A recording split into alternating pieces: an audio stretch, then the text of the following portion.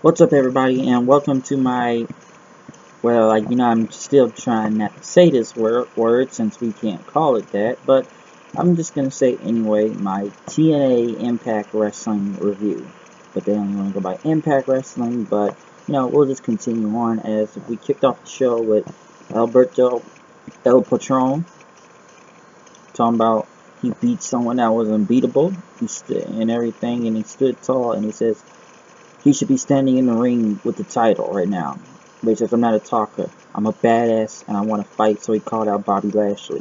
Which, if nobody doesn't know this week, El Patron had to give up the title, which still doesn't make a lot of sense. Which I don't understand where Bruce Pritchard came up with this idea, or him and Mantel. But I'm going to relinquish the title, but I have to ask the guy that I beat for a rematch.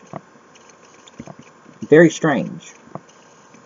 But EC3 came out then, and he came out to talk about what happened last week. This is the Wild West, he said, and EC3 pretty much told the crowd, it was noble that he relinquished the title and stuff, but, you won it under nefarious means, and it was the right thing for you to do to give the title, and you have to earn your title shots here. He said because he's the top man, and he suggested pretty much, why don't me and you go 1-on-1 together? Whoever wins gets to challenge Lashley for the world heavyweight title. As Alberto pretty much kind of kicked, talked about EC3 versus CEC versus 3.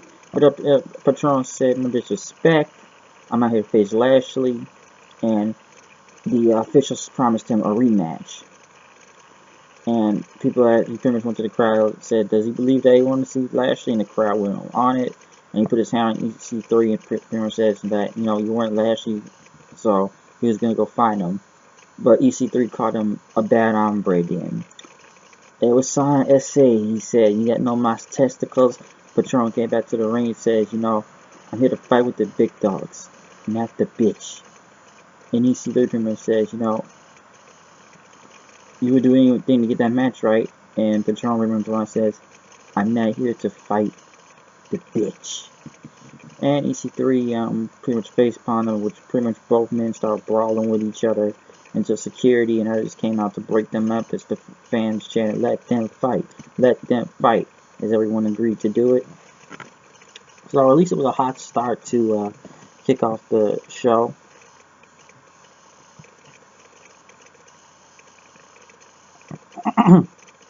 We still with the show and every hot way to start the show. So at least the crowd was really into it, and EC3 is supposed to be the top face around here, but some say he's coming off a bit heelish at some points, but he hasn't really got a title shot in a while, so he wants his title shot pretty much now. He has to go through Patron and get through it later on tonight. They show it was a lot of video packages in a way, where guys are just sitting down, talking to other wrestlers from EC3 to Eddie Edwards to Moose, talking about how they can make an impact in Impact Wrestling right now, and look forward to the future. And they even played footage from I know they have a partnership with Pro Wrestling Noah right now, because over the weekend last week, James Storm, Moose, and Eddie Edwards went there to face in some matches. I know the Great Muta was part of it too, so at least they have a partnership going on. It showed these one night only pay-per-view, which is so odd to see because it's people just that aren't here in the company right now.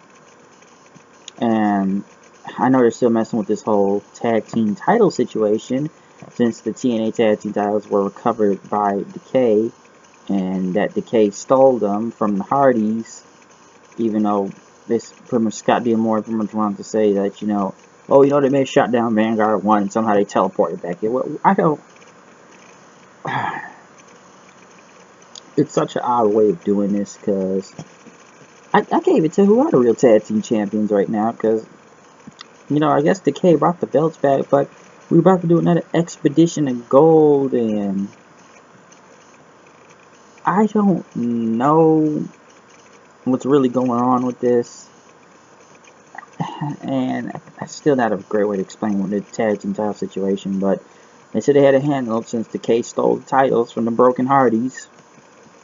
which I still think are the current TNA Tag Team Champions, and Ring of Honor and other titles they have, so that too. Eli Drake and Tyrus went against a new tag team that debuted, Laredo Kid and Garza Jr.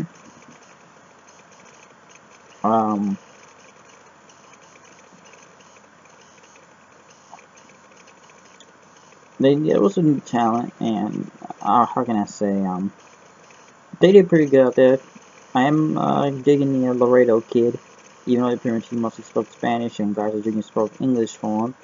But they say he's the I guess Garza Jr. is the nephew of Hector Gazzara, they say. So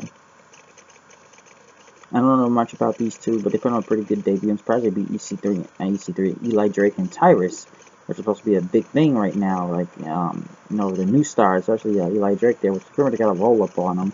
So like it wasn't like just a regular pinfall.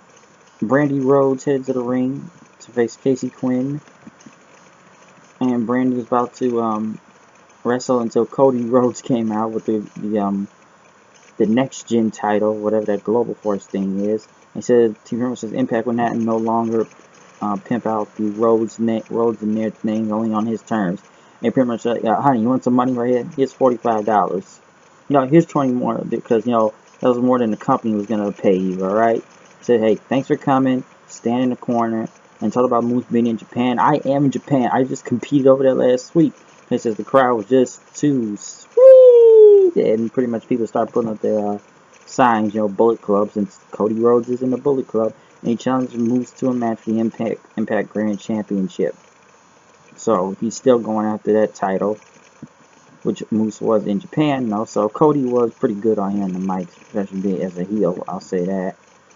And I guess Brandy Rhodes didn't wrestle a match, because let's be honest here, Brandy Rhodes is still very green, so I don't know how this match would have went against this girl, really, so I don't know how that would have went with her.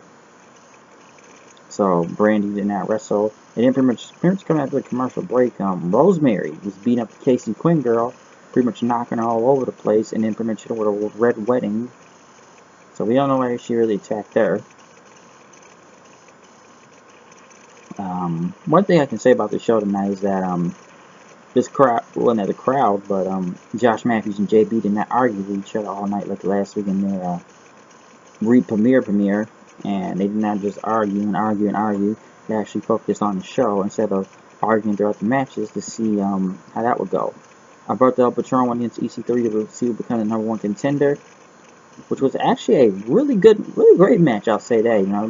Nearly had 3 commercial breaks, but it pretty much got in. EC3 was gonna win, but he picked up a chair then and was gonna hit him with it, but he didn't. And Patron pretty much went back to EC3's arm and hit the cross arm breaker to win the match. But El Patron pretty much congratulated him, and he said, you not only without the respect that you deserve, and he held on his knee, and they all clapped for him then. So he says you gave him one of the best matches ever, and very much they shook hands then. So a really great match. Really great match, I'll say that. EC3 then was pissed backstage as Bruce Pritchard tried to calm him down. Reno Scum was interviewed as they say, oi, oi, oi, oi, oi, oi, oi, a lot. Saying that united we survive, divided we die. Fatal 4-way X Division title match. Once again, we're going back to multi-man matches. Suicide of all people is back. We don't know it. We know it's not TJ Perkins, Manic.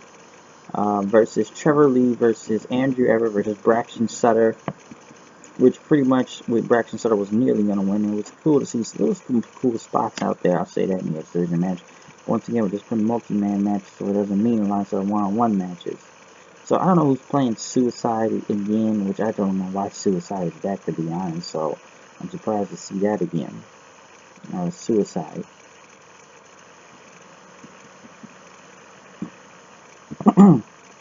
And pretty much after as the match went on, Laura Van Ness pretty much came on that wedding dress and distracted Allie, and Trevor Lee hit the knee on Braxton Sutter to get the win. After that, Sienna came out, and pretty much that hoping Sutter and Allie were enjoying their time together because they would be in a hospital bed next, and that they would have a tragic demise. So Sienna was whatever on the mic, and as we kind of get into the end of the show, Bruce Pritchard came back out and talked about the controversy about the tag team titles.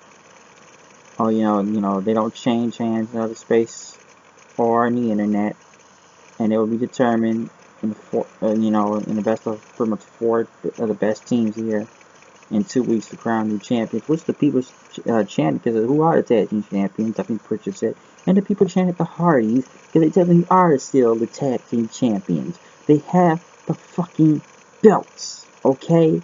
And the fans chanted Hardys, but Decay came out there and says we rescued the tag team titles, as Rosemary said, from space and time, and you will give us our titles back now. And so when Scum came out, won the title shot, talking about oi, oi, oi, and everything. Then Garza Jr. Laredo Kid came out, won saying a shot until everybody brawled then, which the K got the upper hand out of both. And then LAX's music played, which I don't know why they need to advertise them to come back, because everybody's going to look surprised, even the announcers. LAX came out, it was Conan and Homicide, no Hernandez this time. I'm kind of fine with that because Hernandez did screw over both TNA and Lucha Underground last time. The last time he was around here with his whole contract thing that nobody didn't keep track of, which confused everybody. He was still in Lucha, but then he showed up in Impact. And I remember he screwed up MVP's all playing with the Beatdown Clan, and that kind of led to MVP leaving the company. And MVP even got fired for Lucha Underground, so that really went bad for him too.